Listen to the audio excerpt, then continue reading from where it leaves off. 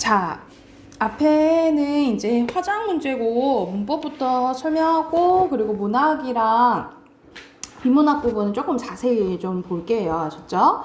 그래서 이런 식으로 계속 문제 풀고 여러분 이제 시험 봐서 알겠지만은 이제 교과서 외에도 몰랐던 이제 지문들도 나오고 문학 작품도 계속 나오잖아요. 그치? 그래서 평소에 많이 이제 새로운 것을 접하고 문학 작품을 많이 본 수밖에 없어요. 그쵸? 그리고 이제 대비를 해야겠죠? 자, 여기서는 뭐에 대해서 나오냐면, 이제 한글 어문 규정과 관련된 문제입니다. 어문 규정과 이제 관련된 문제로, 이제 한글 맞춤법이 이제 나오는데, 자, 이제 문법을 이제 조금 했다 하면, 이거 지문을 읽을 시간이 없어요. 그쵸? 읽을 시간이 없고, 거의 이제 바로 본다라고 생각하시면 되겠죠. 우리가 한글 맞춤법, 그러니까 우리 글을 쓸 때는 소리 나는 대로 적되 어법을 맞도록 하는 게 원칙이에요. 그게 원칙인데 우리가 소리 나는 대로 적는 것을 여기 앞에 봐볼게. 소리 나는 대로 적는 거 있죠? 소리 나는 대로 적는다는 것은 발음 그대로 적는다라고 해서 우리가 표음주의라고 배웠어. 그치? 표음주의고. 근데 우리가 소리 나는 대로 다 써버리면은 한 번에 의미 파악하기가 어렵죠. 그치? 그래서 원래의 형태를 밝혀 적는 게 어법에 맞도록 쓰는 거예요. 그래서 어법에 맞도록 쓰는 것은 원래 의미가 드러나도록 쓴다는 거라고 생각하시면 돼요. 그래서 표의주의라고 생각하시면 됩니다. 표의주의. 자, 그런데 우리가 단어랑 단어를 결합할 때 원래 어근, 본래의 뜻을 유지하고 있으면 본래 형태를 밝혀줬고요. 그렇지 않으면 소리대로 적는다라고 보시면 됩니다. 소리대로 적어요. 이 전체적인 특징이라고 생각하시면 되겠죠. 그리고 A 부분 보면 의미를 정확하게 전달하기 위해서는 띄어쓰기도 중요한데 예를 들어서 지라는 것은 어미, 뭐뭐은지, 뭐뭐을지 일부 때는 띄어쓰지 않지만 만약 시간의 경과를 나타내면 띄어쓴다라고 나오죠. 그죠? 또한 어떤 일을 시험 삼아 시도함을 나타내거나 어떤 행동이나 상태를 강조하는 뜻을 나타낼 때는 한번 해볼까? 이럴 때 있죠.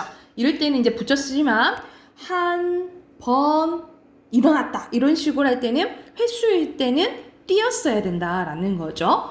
이 내용인데 그러면 해당하는 거 풀어보면 1번에 알맞지 않은 것은 여기서는 5번이라 했지. 그치? 5번 보면은 자 어근과 어근에 믿다라는 어근의 의미 결합한 거 맞죠? 그치? 근데 본래 뜻이 유지되지 않았어요?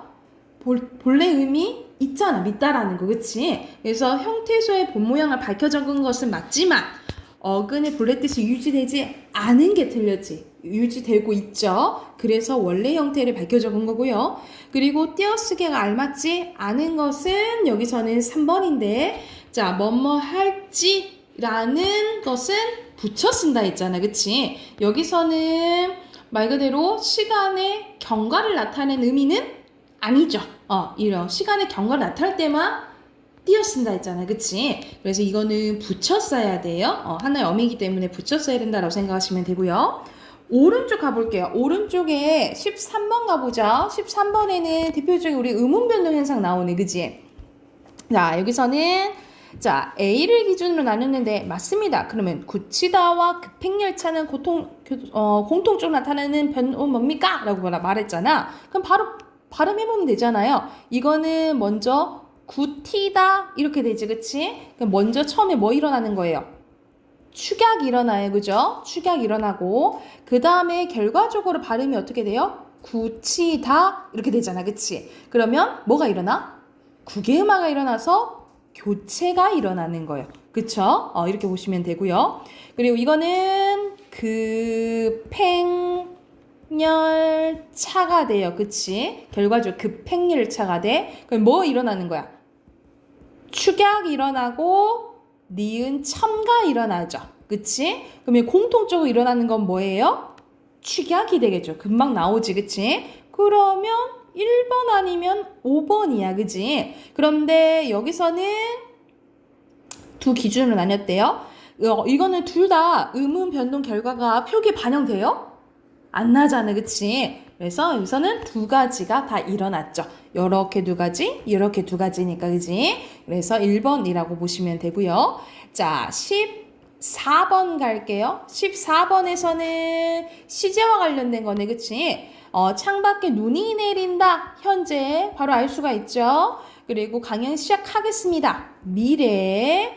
이것은 내일 옷을 입을 옷이다. 여기서는 미래. 먹더라. 과거. 이렇게 보시면 되는데, 그러면 여기서 적절하지 않은 거예요. 현재. 자, 사건 시가 발화시보다 앞선데, 사건 시가 발화시보다 앞서는 것은 어잉? 뭐 얘기하는 거 이거는?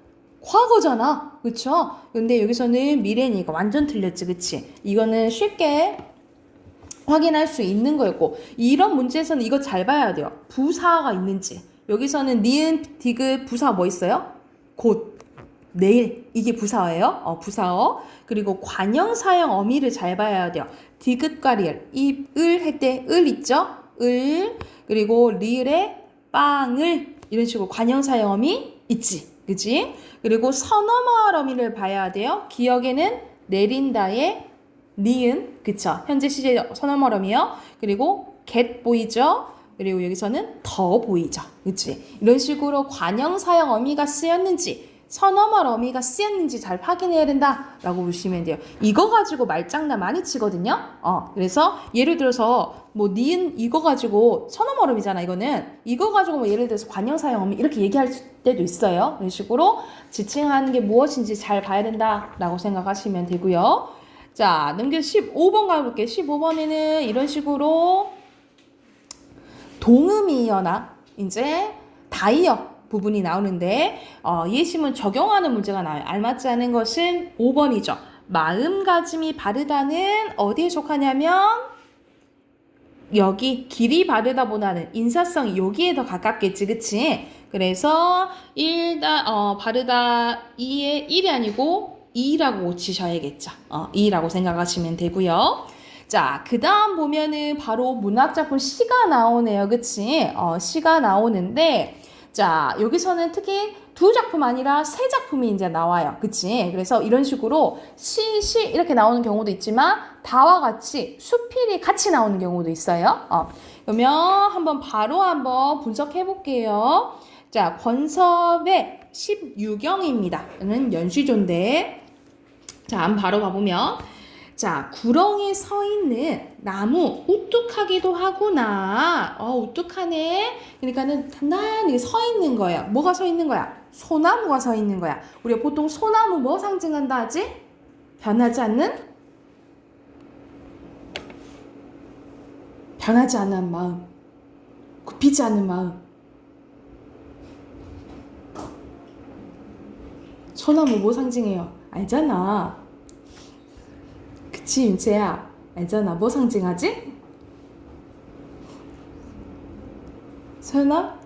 뭐 상징하죠? 말해봐.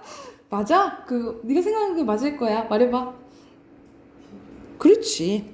지조와 절개를 의미하죠. 그쵸? 보통 지조와 절개를 의미해요. 굽히지 않으면 변하지 않는 마음. 자, 이렇게 우뚝하구나 하고 감탄하는 거예요. 그래서 여기서는 영탄적인 어조가 드러난다라고 보시면 되고요. 여기서는 풍상은 바람, 서리 같은 거야. 실현이야. 풍상을 실컷 겪은 후에 독야 청청하구나. 너 혼자 푸릇푸릇하구나 라고 얘기를 하는 거예요. 그래서 너 어쩜 그렇니? 하는 이러한 그 우뚝하고 푸릇푸릇한 모습에 칭찬하는 거예요. 우리가 칭찬하는 것을 찬양하는 걸 예찬적 어조라고 하죠. 그래서 소나무에 대한 예찬적인 태도가 드러난다라고 보시면 되고 적은엇은 잠시 이런 뜻이라고 생각하시면 돼요. 잠시 베지 말고 그 나무를 베지 않고 두면 동량제가 되겠구나. 여기서 동량제는 밑에 친절하게 뜻풀이가 다 나와 있죠. 그래서 너 쓸만한 뭐가 되겠구나. 너 인재가 되겠구나. 이런 식으로 계속 지조와 절개를 좀 지켜라 라는 내용이고요. 자, 11수 호랑입니다. 호랑이 알리는 거야. 꼬리치고 휘파람 불며 기염도 황홀하구나. 그래서 여기서는 기염도 밑에 어휘풀이 돼 있죠. 호랑이의 기세를 의미하는 거. 기세가 아주 장난 아니야 라고 여기도 감탄하네요. 그쵸? 영탄적 어조라고 생각하시면 되겠죠. 이 매는 우리가 산을 얘기하는 거죠. 이 산에 들어온 지 몇 해나 되었나니 진실로 네가 잠깐 떠나면, 네가 만약 떠나버리면 호랑이를 너라고 표현했네? 그러면 의인법이라고 보시면 되겠죠. 홀이 종행하겠구나. 뭘 걱정하냐면 만약 네가 없어져 버리면 자 밑에 홀이 종행 보면은 여우와 살쾡이가 날뛰는 거야. 그래서 우리가 호랑이 없으면 막 여우가 왕 노릇한다 그러잖아요. 그치? 그러니까 너가 없으면 네가 자리를 지키고 있어야지. 너가 없으면 이런 쓸데없는 것들이 아마 활개를 칠 거야 하면서 약간 이제 여우와 살쾡이를 약간 간신에 비유했다라고 보시면 돼요. 간신히 이분들이 이렇게 막 이리저리 날뛰기 못하게 자리를 좀 지켜라 라고 얘기를 하는 거고요. 자 밑에는 말과 관련된 겁니다. 오리마 적표마들이 간단하게 얘기를 하면 좋은 명말을 의미한다라고 보시면 돼요. 좋은 말들. 이 명마들이 관단 노태와 같겠느냐. 관단 노태는 느린 말들, 좋지 않은 말들을 얘기를 해요. 그래서 여기서는 오리마 적표마들이 좋다 이 말이잖아. 같지 않다라는 소리지. 그래서 일부러 의문문 형식으로 표현한 무슨 법? 서리법 되겠죠. 그치? 서리법 쓰였고 바람이 슬피 울며 네 굽이 허위치니 또 너라고 표현했으니까 의인법 맞겠지. 그치? 허위치니 아무리 천리지가 있은들 아무래도 천리지는 밑에 나와있죠. 천리를 다루고 화조하는 마음, 뜻이 있은들 아는 이가 없어서 내가 서럽다. 그러니까 너 엄청 괜찮은 사람인데 말을 이제 좋은 사람을 비유한 거겠죠? 그런데 이걸 너 알아주는 사람이 없으니까 안타깝구나 하면서 정서가 직접적으로 나타나 있다라고 보시면 돼요. 그래서 여기서는 각각 막 사물들이 나오지 뭐 소나무, 호랑이, 말 특히 동물들이죠. 이 동물들을 통해서 이제 추구하는 바에 대해서 얘기를 했다라고 보시면 돼요. 그래서 여기서는 대표적인 연시조로 이건 연시조예요. 연시조고 주제 간단히 써놓을게요. 주제는 외물에서 이러한 동물들에서 외물에서 발견한 삶의 이치에 대해서 올바른 것, 내가 추구하는 것에 대해서 얘기했다라고 보시면 됩니다.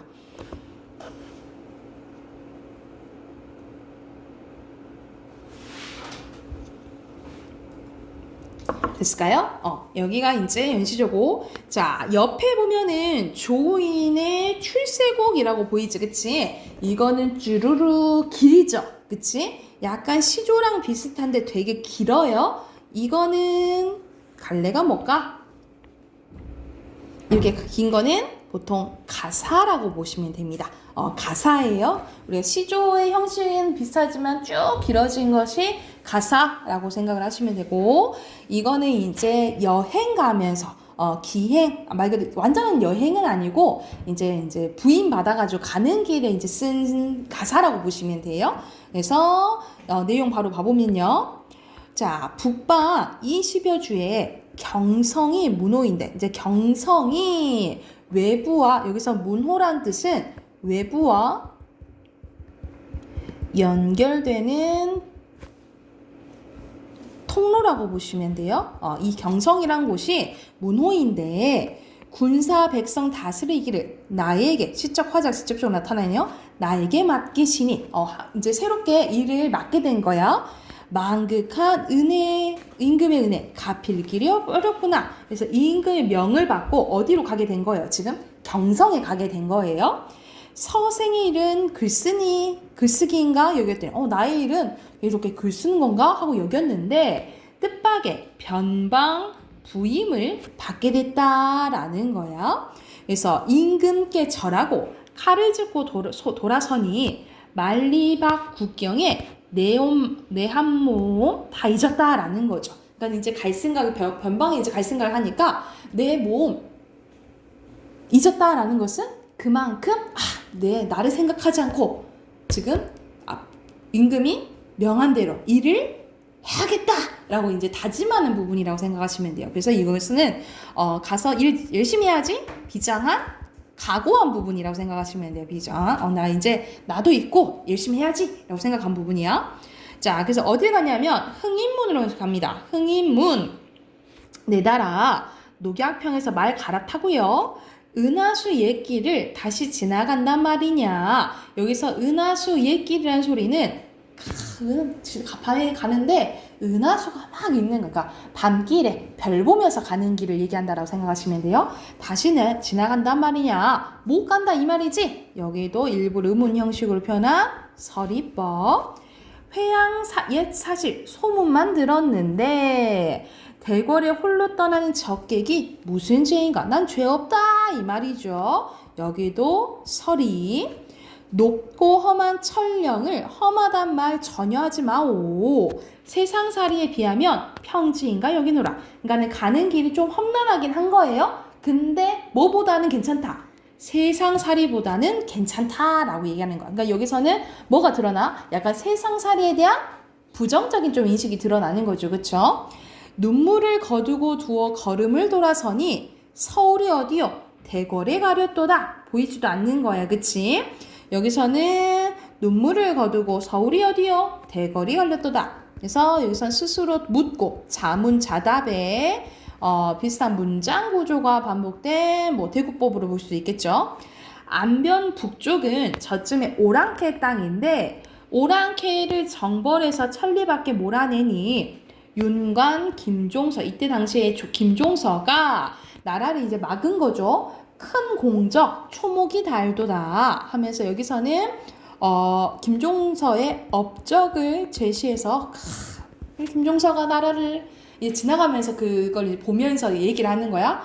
나라를 막았어 하면서 예찬적인 태도가 드러난다라고 보시면 되고 용흥강 건너와 정평구 잠깐 지나서 만세교 앞에 두고 낭민위에 혼자 앉아서 옥저의 산하를 하나하나 돌아보니까 여기서 옥저는 우리가 예전에 고대 국가 중에 옥저, 동해 기억나지 그치? 그때 옥저예요. 이러한 산하 거기 옥저였던 땅들을 보니까 천년의 풍패 상서로운 기운이 어제인 듯 하구나. 여기 옥저 땅 보니까 아주 기가 막히는구만 이렇게 생각을 하는 거지 그치? 그리고 이 땅에서 누가 조선을 세웠냐면 이성계가 세웠잖아요. 그치? 그래서 여기서는 이성계에 대한 예찬도 좀 드러난다라고 생각하시면 돼요. 한간령 저문 날에 말은 어찌 병들었는가. 모래바람도 자욱한데 갈 길이 멀었구나 하면서 자꾸 이제 조금 가기 힘든 걸 얘기하는 거예요. 홍언 옛 고을의 청간도를 바라보고 대문령을 넘어서 청해진을 들어오니 그래서 가는 이제 코스가 나오는 거지 그치? 여기가 함경도의 요해지요 남북의 요충지라. 그러니까 여기가 이 지역이 함경도에서 되게 중요한 부분 그리고 남북의 좀 우리가 요충지라는 것은 되게 중요한 부분이라고 생각하시면 돼요. 그래서 여기서 대구법 쓰였다라고 보시면 되고 충신과 정예병사 무기를 늘어놓고 강한 활과 쇠뇌로 요충지를 지키는 듯 태평세월 100년 동안 전쟁을 이르니 그러니까 이렇게 변방에서 이런 충신들과 군사들이 이 여기를 잘 지키니까 지금 뭐 한다 이 말이야. 태평하다 이렇게 얘기를 한 거야. 그래서 태평세월 100년 동안 전쟁을 잊으니 철통 같은 방어 일러서 무엇하리요 하면서 여기서는 자기가 변방 부임 받으면서 가면서 그리고 이 변방을 지키는 군사들에 대한 약간 예찬적인 태도가 드러난다라고 보시면 됩니다. 그래서 이것에 대해서 얘기한 자기가 이제 부임해 가면서 그래서 가는 거의 코스잖아. 그래서 이건 하나의 기행가사라고도 보고요. 우리가 가사는 종류가 두 가지로 나뉘어지거든요. 어떻게 나뉘어지냐면 정격가사와 변격가사로 나뉘어져요. 이렇게 가사가 이렇게 길어도 마지막은 보통 3호 4, 3이라고 해서 세 글자, 다섯 글자, 네 글자, 세 글자 이렇게 오거든요. 이게 만약 지켜지면 정격가사라고 하고요. 만약 지켜지지 않으면 변격가사라고 해요. 근데 이 시는 뒷부분은 완전 끝까지 나오진 않았지만 정격가사라고 보시면 됩니다. 그래서 기행가사 겸 정격가사라고 기억하시면 되겠죠. 자, 그리고 여기서는 다는 수필입니다. 수필인데, 자, 여기서는 이 공선옥이 쓴 태안사 가는 길이에요. 일본 보면. 특히 시랑 수필이랑 같이 나오면 잘 봐야 되는 게 수필에서 표현 방법들이 나와요. 그래서 예를 들어서 한 글자, 예를 들어서 하나의 의성어를 보고 의성어가 쓰였는지 안 쓰였는지 이런 것도 보거든요. 또는 표현 방법 같은 거 있죠. 무슨 법들 이런 것들도 나오는지 잘 체크를 해두셔야 돼요. 읽으면서. 자, 이것도 같이 가볼게. 태안사 가는 길에 보성물이 있습니다. 이 물길이 끝나는 지점이 태안사 들어가는 입구죠. 아닙니다. 물길은 끝나지 않고 다만 태안사 들어가는 입구가 그 물길의 중간에나 있을 따름이죠. 물길이 끝났다고 슬퍼할 필요는 없습니다. 곧이어 숲길이 시작될 테니까요. 그래서 여기서는 물길이 끝났다고 슬퍼할 필요가 없다. 뭐가 이어진다? 숲길이 이어진다. 해서 여기서는 이제 서술자의 글쓴이의 긍정적인 약간 인식이 드러난다라고 보시면 되겠죠. 여름 숲도 좋지만 겨울 숲은 또 나름대로 외로워서 좋대요. 외로워서 좋고 높아서 좋고 야이어서 좋습니다. 비슷한 문장 구조가 반복되는 거죠. 그치? 대구법이야. 여름 숲의 무성함, 풍성함, 윤택감이 한동안 외로움을 잃고 살았습니다. 외롭지 않을 때는 외롭지 않았을 때는 외롭지 않아서 좋았고 외로울 때는 또 외로워서 좋았대. 나름 다 즐겼다는 거지. 올해는 유난히 눈이 안 내리는 겨울입니다. 높고 푸른 하늘이 외로운 나무에 펼쳐져 있습니다. 하면서 자, 나무가 외롭다고 표현됐네. 그치? 여기서 의인법 알 수가 있는 거예요. 그쵸? 그래서 여기서 잘 봐야 되는 거예요. 어떤 표현 방법들이 나왔는지. 오른쪽으로 갈게요.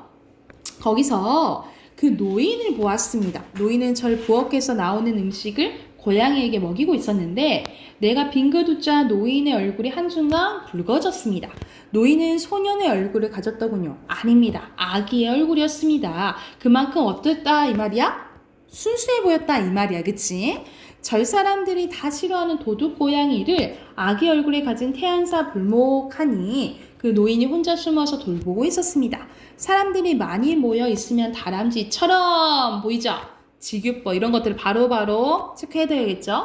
어딘가로 숨어버리는 그를 보러 나는 태안사에 가곤 합니다. 고양이 해탈이는 잘 크고 있는지도 궁금하고요. 절 사람들은 노인을 이 처사라고 불렀는데 내가 그를 보면 바짝 반가웠는데도 그는 반가운 내색을 할 줄 모릅니다. 내가 그와 헤어지는 게 못내 섭섭해 작별 인사가 길어지는데도 그는 그저 가라고 손짓 한번 해주고 그만입니다. 그것이 처음에는 굉장히 서운했는데 이제는 익숙해졌다라는 거죠. 태안사 가는 길은 참 좋습니다. 물이 있고 곧이어 숲이 있고 해탈이가 있고 다람쥐보다 더 빨리 달릴 줄 아는 그가 있기 때문입니다. 나는 그와 어떤 특별한 말을 주고받은 적도 없습니다. 그래도 그는 나에게 커다란 위로가 됩니다. 그는 내 마음에, 내 속에 부처가 되었다는 거지. 그는 아마 그것도 모를 테지요. 자신이 누군가의 마음속에 들어가 커다란 위로가 되고 부처가 되었다는 사실을. 그러면 봐봐. 여기서는 원래는 요 부분이 앞으로 가야 되겠지. 그치? 어순이 바뀌었잖아요. 그쵸? 어순이 바뀌면 여기서는 도치법 쓰였죠. 그쵸? 원래는 그는 자신이 누군가 이런 사실을 아마 모를 테죠. 이렇게 돼야 되잖아. 그치? 어순 바뀌었으니까 여기 도치법이고요. 나는 또한 누군가의 가슴에 들어가서 위로가 되고 부처가 될 수 없을까요? 여기서는 나의 이제 소망이 드러나는 거지. 나도 그런 사람이 되고 싶다라고 얘기를 하는 거야. 그래서 여기서 나를 들여다보는 뭐가 드러난다? 자아성찰이 드러난다라고 보시면 돼요. 자아성찰. 좀 더 가난해지고 좀 더 외로워지면 그럴 수 있을는지요. 하기사 태안사의 그는 가난과 외로움조차도 스스로 느끼지 않는 그저 그 일따름이었습니다. 그래서 가난과 외로움조차도 때로는 거추장스러운 장신구일 수도 있겠습니다. 그래서 굳이 여기서는 가난해서 또 벗어날 수도 있고 외로움도 벗어나서 살 수도 있지 않을까라는 깨달음을 이제 갖게 된 거야. 그래서 여기서 주제는 여기서는 뭘 깨닫게 됐냐면 윤채야 이거 쓰자. 주제 가난과 외로움을 벗어난 삶이 있을 수도 있구나. 삶이 존재할 수 있다는 삶의 깨달음이 드러난 부분이라고 보시면 돼요. 아무것도 없어도 이렇게 살 수 있구나 라는 것에 대해서 생각한 수필이라고 생각을 하시면 돼요. 자, 그래서 여기서는 모든 선생님 표현 방법들 설명해 줬잖아. 그치? 그러면 1번에 여기서 적절한 것은 1번이 둘 다 뭐가 나왔어? 군화 나왔잖아. 그치? 군화를 통해서 영탄적 어조 알 수 있고요. 자, 17번에 적절한 것은 4번이고요. 4번. 그리고 18번 잠깐 봐볼게. 18번에서 알맞지 않은 게 여기서는 2번이거든요. 근데 봐봐. 배지 않으면 동양제가 될 수 없다고 한 것은 인재가 되기 위해서는 시련을 겪어야 된다. 이 말이 아니고 배지 않으면 동양제가 된다라는 거잖아. 그치? 그래서 여기서는 뭐에 대해서 비판하는 거냐면 나무가 동양제가 되기 전에 잘라버린다 이 말이야. 그러니까는 인재가 되기 전에 다 차단하는 것을 비판하는 거예요. 이해됐죠? 그쵸? 여기서는 배지 않으면 동양제가 될 수 있다 라고 한 것은 인재가 되기 위해서 시련을 겪어야 되는 게 아니고 오히려 꺾지 말아야 된다. 인재가 되도록 만들어줘야 된다. 이 말이라고 생각을 하시면 돼요. 그리고 19번 가볼게요. 19번에는 적절하지 않은 거 3점짜리 문제지, 그치? 근데 여기서는 좀 3점짜리 치고는 좀 쉬워요. 답 3번인데 청해진의 전쟁이 없어 오랑캐를 방어한 일을 읽고 병사들 비판한다 했어? 병사들 덕분에 지금 평화로웠다 했잖아, 그치? 부판이 완전 틀렸죠. 여기서 됐을까요? 넘어가 될까요? 서연 됐나요? 됐어요? 자, 넘어가면 자, 20번입니다. 20번에 알맞지 않은 것은 5번인데 노인이 나의 부착을 했다 했잖아. 그치? 노인을 통해서 내가 깨닫게 된 거죠? 연민은 무슨 뜻이야? 불쌍히 여기는 거야. 전혀 아니고 이 노인을 통해서 깨닫게 됐다. 깨달음을 얻게 됐다 라고 보시면 되겠죠. 그래서 20번에 5번이라고 보시면 됩니다. 그리고 아마 여기 여러분 이제 문제 풀었을 때 좀 비문학 지문이 조금 심오하고 해가지고 조금 어려웠을 거예요. 특히 이 작품은 이 지문은 좀 자세히 봤었어야 되는데 왜냐면 하나의 글이 아니고 두 개의 글로 나뉘었고, 그치? 두 개의 글로 나뉘었고, 이거를 감안하면서 얘는 가에선 이 얘기를 했고, 나에선 이 얘기를 했고 하면 비교하면서 이제 봐야 되기 때문에 잘 보셔야 돼요. 자, 이거는 쌤이 지문을 보면서 바로바로 답 확인하면서 갈게요. 아셨죠? 먼저 가부터 가볼게. 자, 가보면 세계에 대해서 나옵니다. 세계는 그것을 대면한 각 인식 주체들에 의해서 다양하게 드러나는데 가장 1차적이고 일반적인 세계는 우리가 경험하는 현실 세계며 인식 주체들은 각자가 지닌 조건에 따라서 현실 세계를 다양하게 인식을 하는데 자, 이해가 나와요. 각 인식 주체는 우리도 인식 주체잖아. 그치? 우리 인식 주체는 서로 다른 가시 및 가청 범위를 가지며 이러한 신체적 지각의 차이에 따라서 그들이 경험하는 세계에 대한 인식도 달라집니다. 그러니까 우리가 똑같은 거 우리가 이렇게 사람이 4명 있잖아. 4명에도 똑같은 걸 봐도 달리 받아들일 수 있다는 거죠. 왜냐하면 인식 주체가 다르니까. 그치? 자, 그래서 또한 인식 주체는 일상 언어를 바탕으로 현실 세계를 인식하는데 예를 들어서 연속된 시간을 시분으로 표현하는 것처럼 일상 언어는 연속된 세계를 분절해서 인식하게 만듭니다. 그런데 신체적 지각이나 일상 언어는 고정적이지 않는데요. 운동선수처럼 반복적 수련을 하거나 안경 등의 도구를 이용해서 인식 주체들은 지닌 조건이 달라질 수가 있어요. 자, 그리고 도입된 낯선 언어가 시간이 되면 일상 언어로 자리 잡기도 합니다. 자, 여기서 바로 봐야겠죠. 달라진다라는 것은 변할 수 있다라는 거잖아. 변화 이런 게 들어가 있는데 치환은 아예 봐봐. 26번에 1번 치환 아예 바꿔놓는 거예요. 그치? 이거는 안 되겠죠.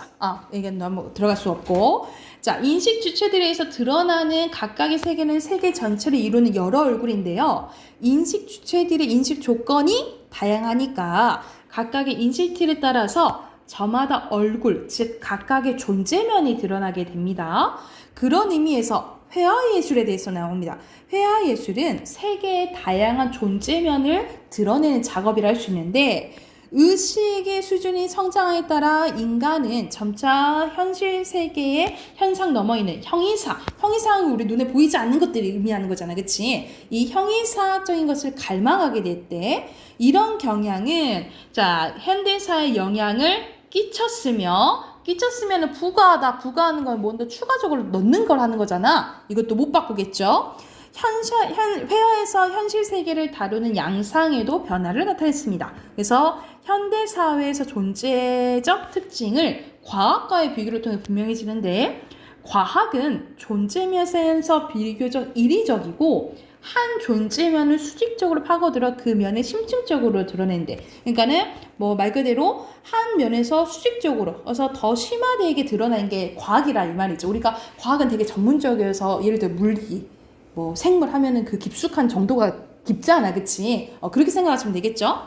예를 들어 생물학에는 종, 개체, 기관, 세포, 유전자 등 무수한 면들이 드러나지만 이 면들을 넓게 보면 같은 면이다 라는 거 다르지 않다라고 보면 되겠죠. 그치? 가르지 않는데 그러나 현대에서는 여러 존재를 수평적으로 드러나는데 이게 과학과의 차이점을 생각하시면 되겠죠.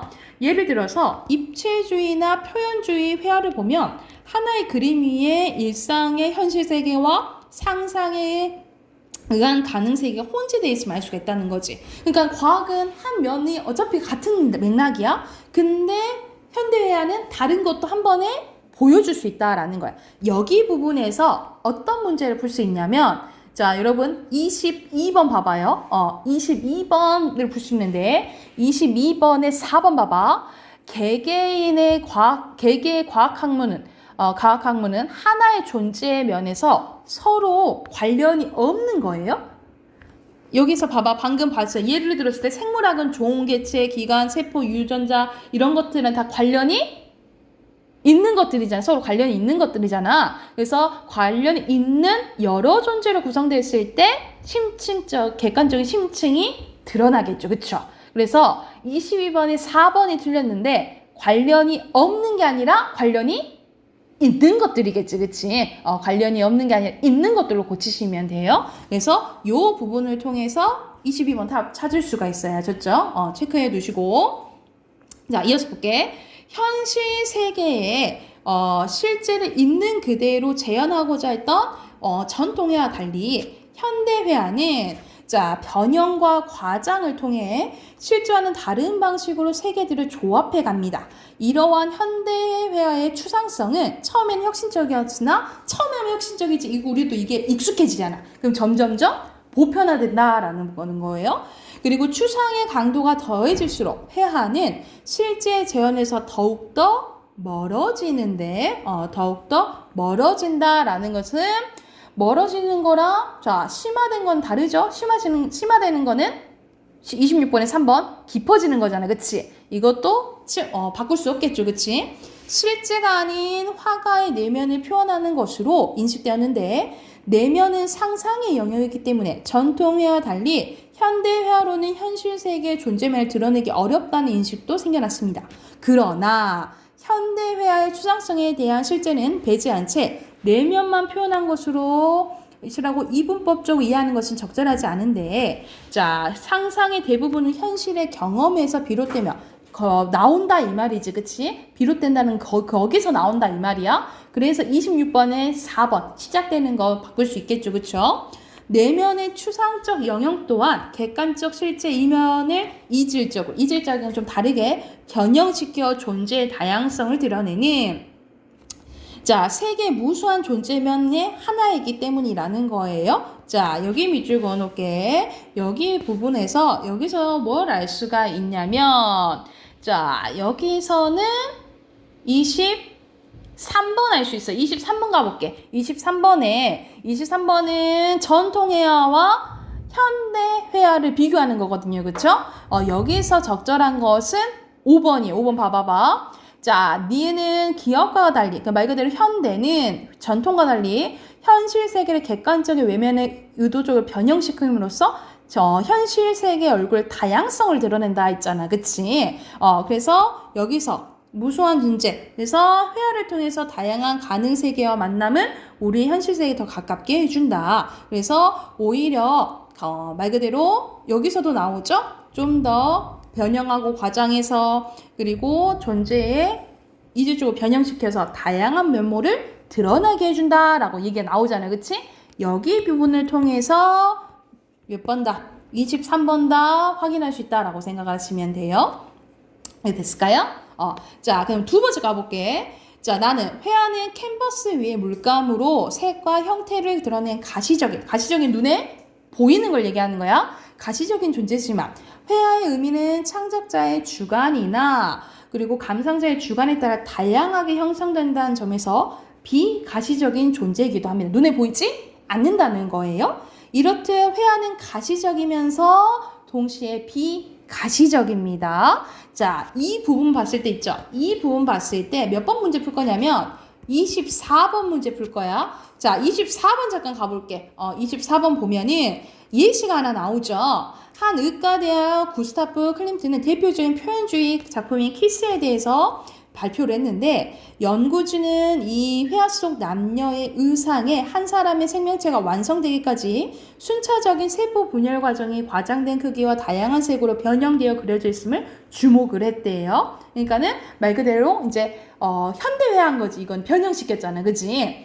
그리고 이를 통해서 클림트가 당시 현미경 기술의 비약적인 발전에 따른 생물학적 탐구의 성과를 토대로 자 이렇게 현미경 기술을 봤다라는 것은 이 주체가 볼 수 있는 게 달라진 거지. 그치? 이제 주체가 달라진 거야.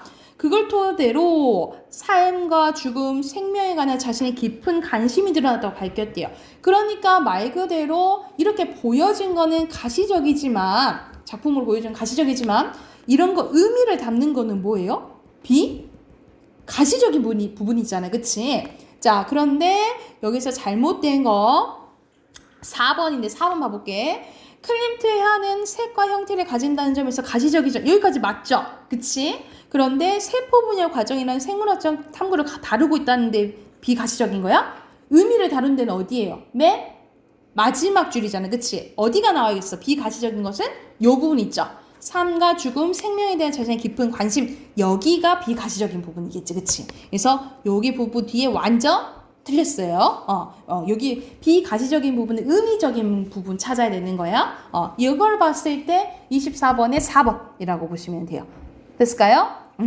다시 본문 가볼게요. 자, 본문 이 문단 보면은 자, 전통 회화에서 회화를 가시적인 속성을 통해서 객관적 세계의 이면을 사실적으로 재현하는 데 주목을 했는데 이에 반해서 현대 회화는 회화의 가시적인 속성을 통해서 화가가 비가시적인 내면을 드러내는 데 집중합니다. 그래서 현대 사회는 화가들이 자신만의 관념적인 세계를 가시화한 결과물로서 회화 속에서 객관적 실제는 주관화됩니다. 그래서 현대 회화는 화가들이 현실적으로 목격하는 일상의 모습이 비대칭적이고 혼란스럽더라도 임의로 대칭을 만들거나 현실을 조작하는 등 방법으로 비현실적 허구를 표현하고자 했는데 이렇게 예술을 통해서 현실이 추상화되는 과정에서 예술은 객관적 현실로부터 점차 멀어져가는 경향을 보였대.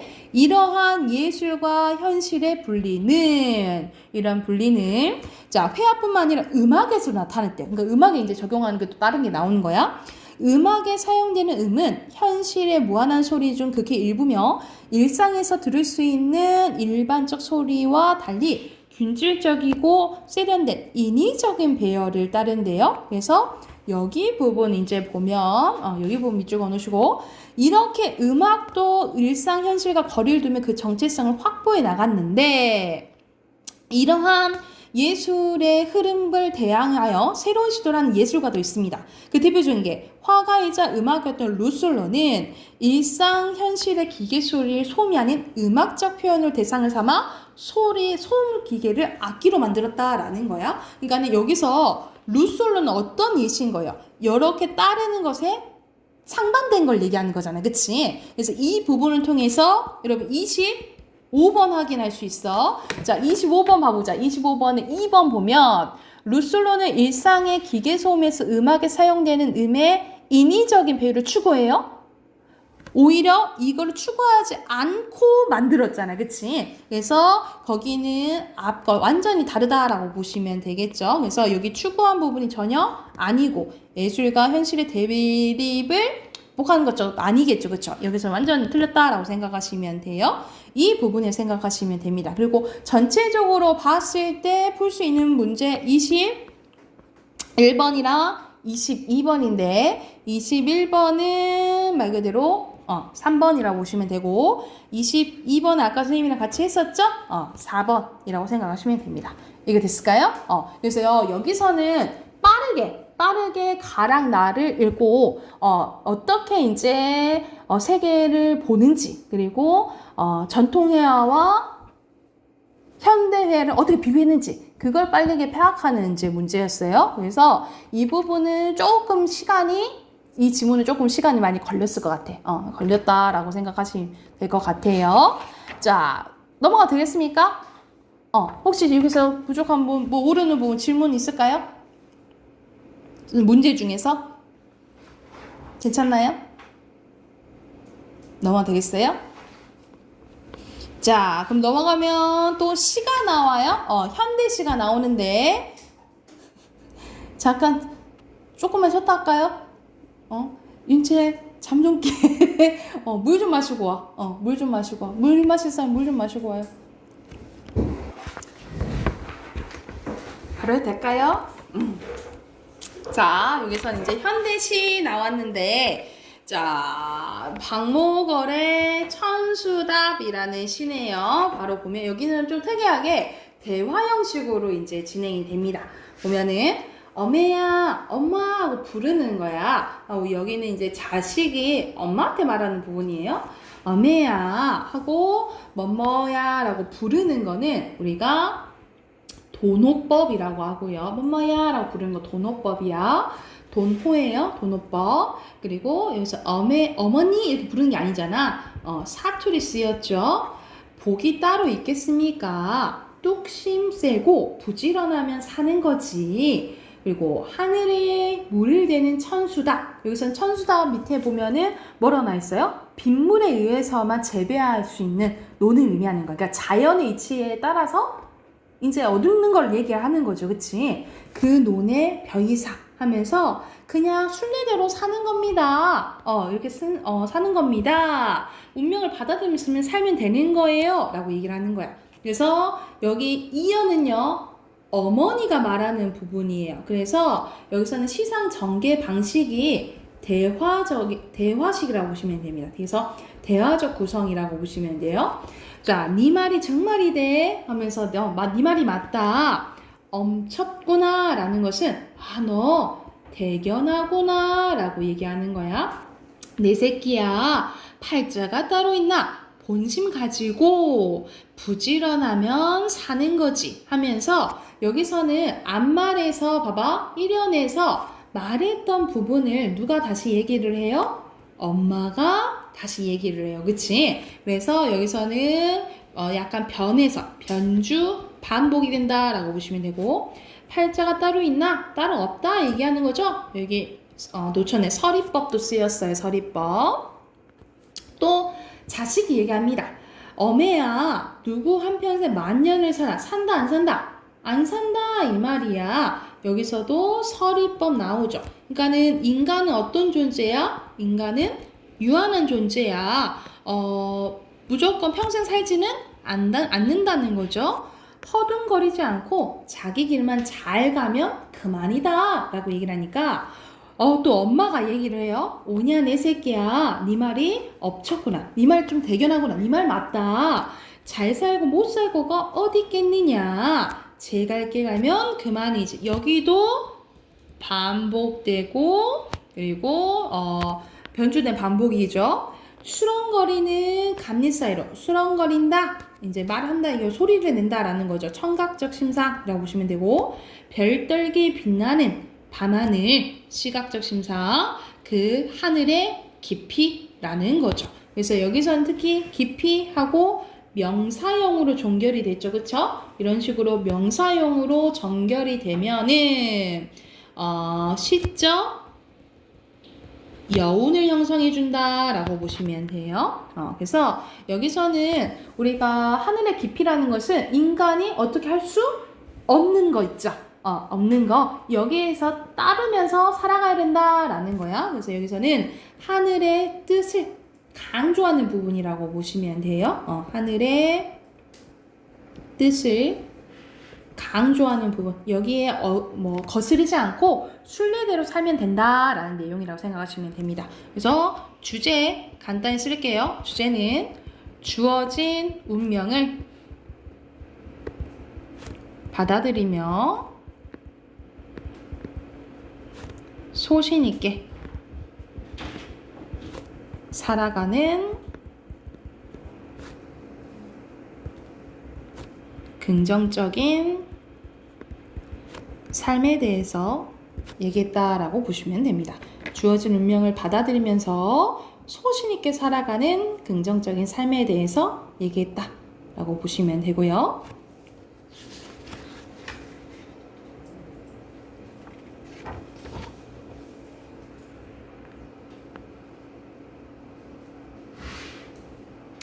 자, 여기는 또 두 번째 거는 이형기의 민들레꽃이라는 또 작품이에요.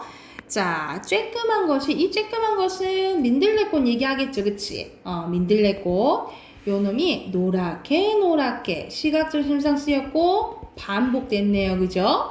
전력을 다해 샛노랗게 피어있대. 전력을 힘을 다했다라고 표현했네, 그치? 크게 보면 의인법으로도 볼 수 있겠네요, 그치? 아무것도 넘보지 않는데 얘는 다른데 넘보지 않아. 그러니까 욕심이 많지는 않아요, 그쵸? 다만 혼자서 주어진 한계 그 안에서만 아슬아슬 으태어 나왔죠. 한치의 틈도 없이 끝까지 바위새를 비집거나 잡초 속을 속이거나 씨 뿌려진 그 자리가 바로 내 자리, 털을 잡고. 그러니까는 얘는 민들레꽃은 어떤 존재인 거야? 이 주어진 상황에서 최선을 다하는 이제 존재인 거예요. 물을 길러 우리는 실뿌리, 어둠을 힘껏 밀어내는 떡잎, 그리고 그것들을 한데 어울려 열심히 한 데세라는 거죠. 열심히 해요. 또 반복되지. 데세라는 것은 한 5일 정도라 생각하시면 돼요. 5일 정도. 세상에 그 밖에는 할 일이 없어서, 세상에 그 밖에는 할 일이 없대. 관심이 없어요. 아주 노랗게만 피는 꽃. 근데 피어선 질 수밖에 없는 꽃이래요. 근데 사실 질 수밖에 없어. 근데 우리가 보통 예를 들어서 질 수밖에 없는 거 알면 안 할 수도 있잖아, 그치? 근데 얘는 질 걸 알면서도 피려고 노력하는 거야. 그럼 여기선 강조하는 게 뭐야? 말 그대로 결과도 중요하긴 하지만 하는 과정에 대한 가치, 이제 소중히 이제 중요하게 생각을 하는 거죠, 그쵸? 특히 여기도 표시해두자. 데세, 꽃 이런 식으로 얘도 명사로 종결이 돼요, 그쵸? 그러면 아까 전에 이렇게 명사로 끝나면 어떤 효과가 있다 했지? 시적? 여운 형성해준다라고 보시면 되겠죠.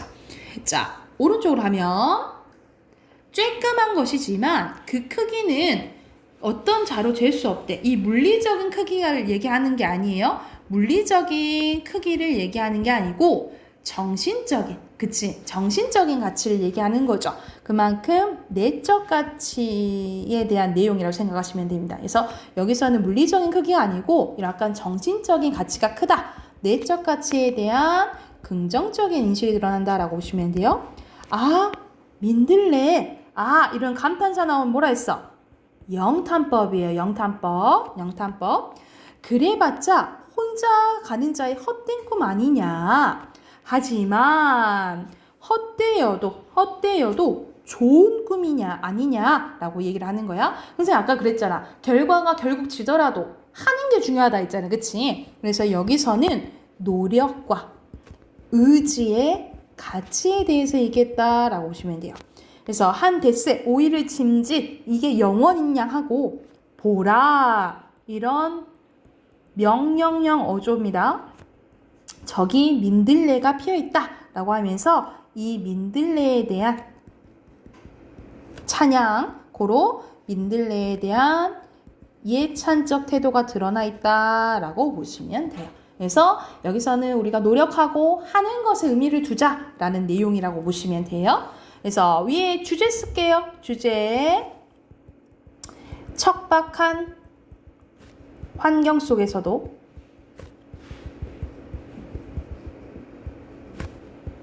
꽃을 피어내는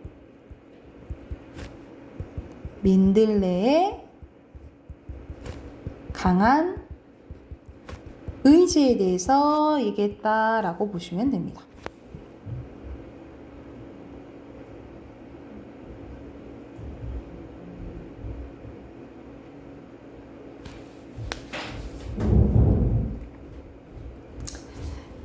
자, 그러면 가와 나의 공통적인 특징이에요. 시어 반복되죠, 그치? 바로 반복 나왔네. 1번이죠. 공감강적 어조 아니고 명령적 어조는 어디서 나타나? 나, 음성 상징어도 나죠, 그쵸? 수미 상관 전혀 없지, 그치? 이런 거 바로 확인하시면 되고 28번에 알맞지 않은 거 5번인데 자, 민들레 꽃을 피워냈지만 세상에서 자신이 할 일을 찾기 위해서 결국 질 수밖에 없는 민들레의 모습이 나타나 있어요. 왜 자신의 할 일을 찾기 위해서 져요? 얘는 그냥 피면은 질 수밖에 없는 존재지만 그 피려고 노력하는 걸 강조한 거잖아요. 그치? 요물 땡이죠. 그쵸? 그리고 29번에 알맞지 않은 것은 이것도 3점짜리 문제이긴 한데 이 민들레꽃이라는 시만 잘 파악하시면 사실 이게 어렵지 않은 시였잖아요. 그치? 이것만 확인하시면 5번인 걸 알 수 있겠죠. 그쵸? 얘는 운명에 맞섭니까? 민들레를 소멸할 수밖에 없는 운명에 맞서는 존재로 바라보는 시선을 드러내는 거다. 아니죠. 데스를 짐짓 영원히 있냐 하는 모습은 질 줄 알지만 최선을 다하는 걸 얘기하는 거잖아요. 그쵸? 전혀 다르지. 그치? 그 부분이라고 보시면 운명에 맞서는 거 전혀 아니죠. 그쵸? 이거는 내가 볼 때는 말 그대로 여기에서는 비문학보다는 조금 문학이 좀 쉬웠던 것 같아요. 문학이 조금은 쉬웠다라고 생각하시면 되고 옆에 보면은 법 관련 문제가 나오는데요. 이 법 관련 선생님이 나는 과학 지문보다 이게 사람마다 조금 어렵게 느껴지는 게 있고 덜 어렵게 느껴지는 게 있거든요. 근데 선생님은 약간 선생님 문과를 나왔는데도 불구하고 이 법조 나오면은 오히려 이제 조금 정리하기 힘들더라고요. 오히려 과학이 조금 더 명확하게 더 들어오고 여기 부분이 이제 정리가 필요한데 선생님이 틀린 부분 위주로 조금 봐볼게요. 자, 30번에 보면은 자, 알맞지 않은 게 나오는데 이거는 답을 조금 쉽게 찾을 수 있어요. 답은 바로 1번인데 어느 이제 부분 선생님이 부분적으로 볼게. 여기 부분은 어느 부분을 보면 알 수 있냐면 4문단 가볼게요. 4문단에 여기 한번 봐볼게. 무효 여기 있죠. 여기 한번 봐볼게요. 무효는 이미 성립된 법률 행위를 전제로, 그러니까 이미 법률 행위가 성립되기의 조건이야. 이 조건에 대해 전제하기 때문에 이러한 전환이나 추인이 가능한 것이며 만약 법률 행위가 불성립했다. 이미 불성립했어. 그럼 무효가 아닌 거잖아. 그치? 이럴 때는 아예 전환이나 추인을 할 수 없다라고 나와 있잖아요. 그치? 그런데 여기서 뭐야? 법률 행위가 불성립한 경우에도 할 수 있다 그랬어? 전혀 할 수 없는 거죠. 그치? 여기 부분에서 바로 알 수가 있고요. 이런 식으로 여러분이 모의고사 풀고 이렇게 오답 정리할 때 있잖아요. 오답 정리할 때는 여러분이 맞았는데 불구하고 여러분이 정답을 얘를 맞았는데 불구하고 왜 답인지 찾는 과정이 필요해요. 왜 답이 참지. 아마 모의고사 푸는 거는 우리가 1시간 20분 걸리죠? 1시간 20분 걸리지만 만약에 이걸 다 분석하고 한다. 그럼 진짜 2-3시간은 걸려요. 2-3시간 걸리지만 처음에는 이런 과정이 이제 조금 필요합니다. 왜냐하면 전체적인 문제 유형을 파악하는 것도 필요하고 보통 이런 식으로 문제가 나오는구나 하면서 여러분 오답 정리하면서 그런 눈들이 키워지거든요. 그래서 선생님이 이 선생님을 할 때는 이제 선생님 바로바로 얘기해 주지만 여러분이 이제 만약 오답 정리한다 라고 하면은 좀 꼼꼼히 어떤 분단에 나왔는지 체크하시면 보시면 되겠죠. 그쵸? 자, 그리고 31번도 선생님 바로 가볼게요. 자, 알맞지 않은 것은 5번이에요. 5번인데 이것도 첫 번째 거의 앞쪽에서 답이 나와요. 어느 몇 문단을 보시면 되냐면 자, 3문단 가볼게요. 3문단. 자, 3문단에 여기서는 여기 취소 사유 여기 보이죠? 이거 잠깐 봐볼게. 취소 사유가 존재하더라도 취소권을 여기 법률상의 취소에 대한 내용인데 취소 사유가 존재하더라도 취소권을 가진 특정인이 취소를 주장할 때만 그 법률 행위의 효력이 없어진다고 하는 점에서 무효와 차이가 있다라고 했잖아. 그치? 그러니까 취소 사유는 누가 얘기를 해야 돼? 나?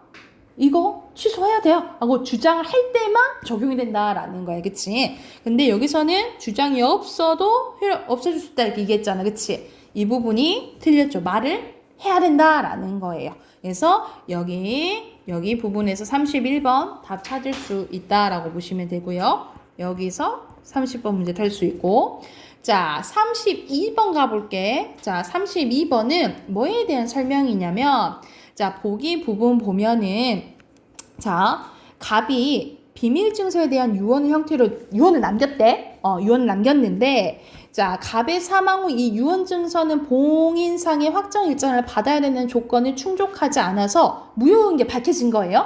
무효 밝혀졌는데 근데 이에 대한 법원에서는 해당 유언 증서가 다른 형태의 유언 증서인 자필 서명에 의한 유언이 모두 충족하고 있으므로 만약 갑이 자신의 유언 증서가 무효를 알았다면 만약 이거를 남기지 않았을까? 라고 해서 이거는 두 번째 건 유효하다 라고 본 거예요. 그래서 처음에는 무효였다라는 게 인정이 되는 거잖아요. 그치? 이게 무효에 뭐라고 생각하시면 되냐면 전환에 해당된다라고 생각하시면 돼요. 그래서 이게 어디에 해당되냐면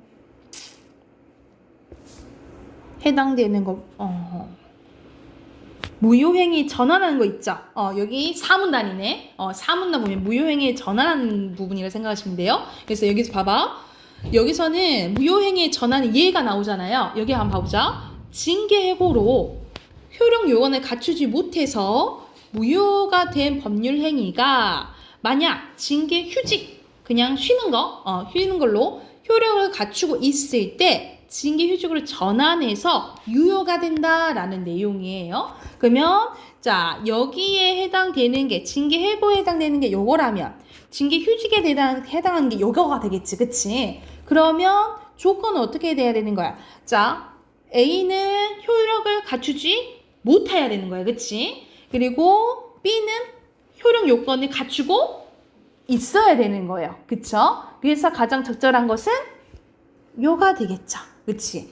효력 요건을 갖추지 못했지만 B는 요건을 갖추고 있게 되는 거겠지. 이해됐나요? 그래서 이런 식으로 바로 대응을 차릴 줄 알아야 된다는 거죠. 그쵸? 그래서 여기에 해당된다라고 생각을 하시면 돼요. 자, 33번 가보면 가의 이유거든요. 가의 이유. 자, 가의 이유를 보면요. 가 먼저 봐볼게. 5문단에 무효행위를 추인하면요. 자, 추인은 말 그대로 효력 요건을 추려 보충해서 새로운 법률 행위로서의 효력을 인정하는 걸 추인이라 하거든요.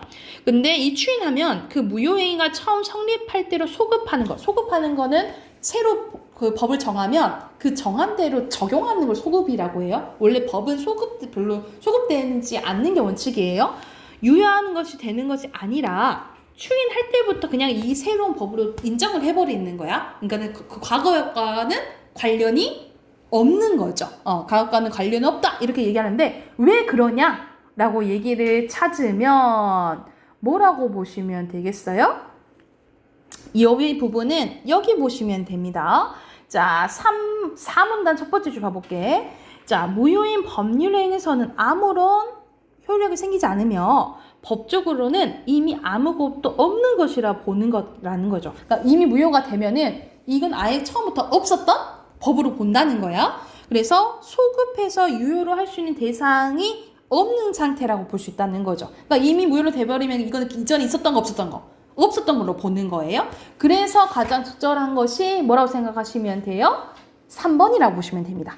33번에 3번이라고 보시면 돼요. 됐을까요? 자, 이 됐나요? 넘어가 되겠습니까? 자, 이것도 비문학이 그러니까 이번에 조금 비문학이 조금 시간이 조금 걸렸어요. 자, 여기는 근데 내용만 잘 보면은 쉽게 답 찾을 수 있거든요. 선생님이 여기 부분은 간단하게 넘어갈게요. 34번 있죠? 34번에는 3번이었고 이거는 이제 거의 내용 일치 문제니까 35번 가볼게요. 35번은 여기선 간단하게 바뀌었어요. LSB와 DCT가 바뀌었다라고 생각을 하시면 돼요. 여기가 어디 나와 있냐면 선생님 얘기를 해주면 6문단 봐볼래요?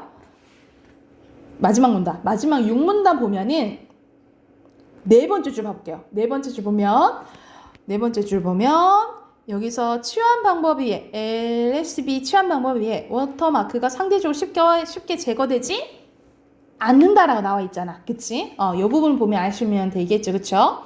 그리고 36번은 입력하는, 그러니까 여기서 워터마킹을 넣는 걸 얘기를 하는 건데, 자, 36번은 무엇을 통해서 이제 알 수가 있냐면, 여기 A 부분 보면, 여기 밑에 한번 봐보자.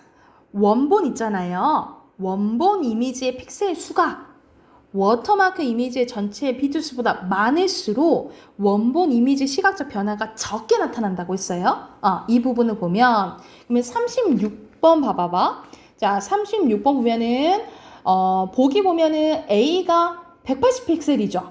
그치? 그리고 워터마크가 63픽셀이지. 그치? 이렇게 봤을 때 자, 최대 삽입 가능한 비트수는 이 픽셀 수거든요. 그럼 180 맞고요. 그리고 일부는 A에 삽입할 수 없고 B 픽셀 수가 많아지면 봐봐. B 픽셀 수가 많아지면 그러니까 워터마크의 픽셀 수가 많아지면 어떻게 되겠어? 시각적인 변화는 더 여기서는 반대로 설명돼 있잖아. 원본의 이미지 픽셀 수가 많을수록 적게 나타난다 했잖아. 그치? 근데 오히려 얘가 많아지면 시각적 변화가 더 커지겠죠. 그치? 그래서 반대로 그래서 36번에 3번이에요. 시각적인 변화가 더욱더 커지게 되겠죠. 그래서 이걸 잘 봐야 되는 거야. 얘가 많아지면 얘가 적어지니까 얘가 많아지면 얘가 높아지겠죠. 이렇게 봐야 되겠지. 그치? 그래서 36번에 3번이라고 생각하시면 되고요. 자, 그리고 37번은 어디 부분 이제 보시면 되냐면, 자, 37번 봐볼게. 37번은, 자, 첫 번째, 자, 4문단이에요. 여기 부분 볼게요.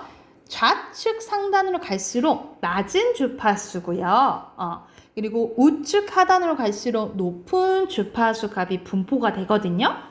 그러면 봐봐. 보기 37번에 봐봐. 보기 보면은 주파수가 분포 보면 가나다 있잖아. 그치? 가나다 보이죠? 그러면 봐봐. 좌측 상단으로 갈수록 낮은 거야. 그럼 가가 낮은 거야. 그리고 다가 높은 거라 생각하시면 돼요. 이해됐어? 이렇게 보시고. 그리고 여기에 대한 거야. 여기에 대한 거에서 5문단 가볼게. 5문단 보면은 높은 주파수 값이 분포하는 영역에 워터마크를 삽입하면 원본 이미지의 시각적인 변화를 뭐 할 수 있대요? 최소화할 수 있대요. 그러면 높은 것에 들어가는 거니까 어디에 변화가 크겠어요? 다가 변화가 크겠죠. 그치? 그러면 37번에 봐봐. 2번이 답이겠죠? 가가 아니라 다겠죠. 그치? 둘이 바뀌었다고 생각하시면 되겠죠. 그러니까는 뭐가 높아지면 뭐가 줄어드는지 그 높고 낮음을 잘 확인하셔야 돼요. 오케이? 그리고 38번 보면 38번은 말한다 라는 것은 어떤 사정이나 사실, 현상 따위를 나타내 보여주는 거니까 이건 쉽게 고를 수 있었던 것 같아요. 자, 넘기면 뒤에 소설 2개가 나오거든요. 고전소설 정강록이랑 그리고 현대소설 귀향연습이 나와요. 근데 이거는 선생님 말대로 문제가 조금 쉬웠어요. 여기 부분은 이제 문제가 쉬웠어서 제가 볼 때는 틀린 거 혹시 여기서 봤을 때 여러분 봤을 때 조금 이해 안 되는 부분 좀 있을까요? 이해 안 되는 부분 있으면 선생님이 설명해 줄게요. 내가 볼 때는 이건 내용적인 건 선생님이랑 다 읽을 필요는 없을 것 같아요. 왜냐면 읽기에 조금 쉬웠거든요. 어렵지 않아서 혹시 이해 안 되는 부분 번호 얘기해 주면 선생님이 설명해 줄게요.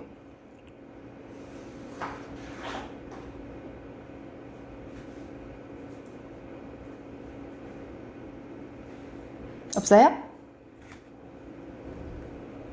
윤채 씨는요? 괜찮아요? 서연이? 없어요? 괜찮나요? 그래서 내가 볼 때는 그때 풀었을 때 부분은 시간만 조금 더 있었으면 맞았을 때 문제인데 시간 조금 부족해서 좀 빨리 풀었던 것 같아요.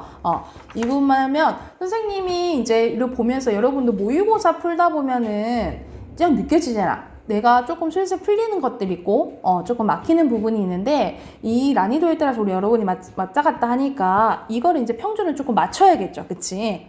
그래서 그리고 보면은 선생님이 이제 얘기했어요. 1번부터 15번까지 이제 틀리면 안 되는 거야. 1번부터 15번까지는 최대한 안 틀리고 왜냐면 이렇게 비문학이나 문학에서 한두 문제씩 나가는 경우가 있기 때문에 최대한 안 틀리게끔 연습 많이 하셔야 돼요. 아셨죠?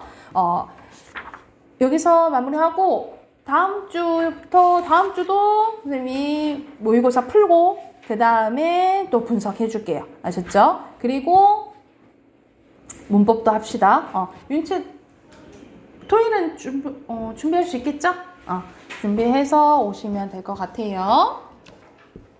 자, 여기까지 합시다. 그리고 다음 주에 어휘 외워오세요. 어휘 19, 20 할 차례야. 19, 20강 외우시면 됩니다. 아셨죠? 그래서 어휘 시험 보고 모의고사 합시다. 여기까지 할게요.